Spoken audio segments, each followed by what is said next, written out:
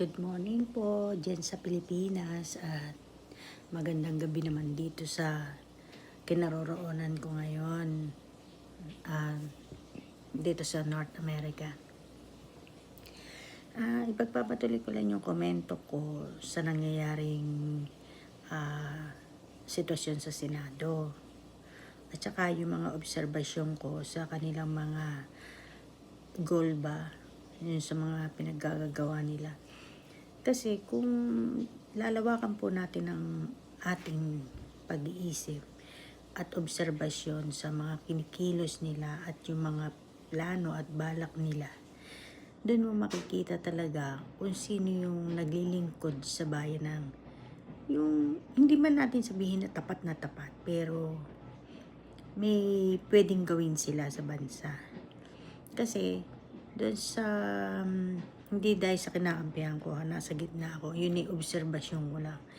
Dito kasi sa Gatchalian na black is hindi man totoo lahat sila or pakitang tao kung yun ang interpretasyon ng iba. At least may nagawa sila at may magbebenepisyo doon sa pagpapakita nila sa kagaya dun sa Nalindol.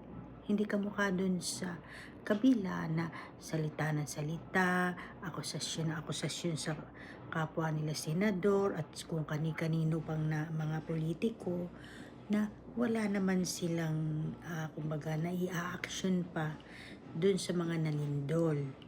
Yun ang ano ko naman dun. At saka yung hindi kasi ito ang panahon ng para mag-awayan. Kasi kapag bumagsak ang gobyerno, damay-damay lahat yan. Hindi kasi kailangan ng mga politiko o ng mga bumoto o yung taong bayan na may kampihan kung hindi dapat magkaisa.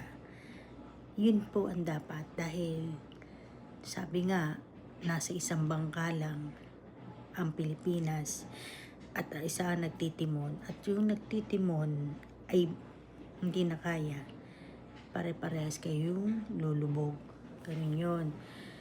Kaya hindi dapat kasi si ganito, si ganyan, kumbaga nagtuturoan, nagsisisihan, pero hindi ninyo masisi ang sarili nyo, bakit nyo binoto, di ba?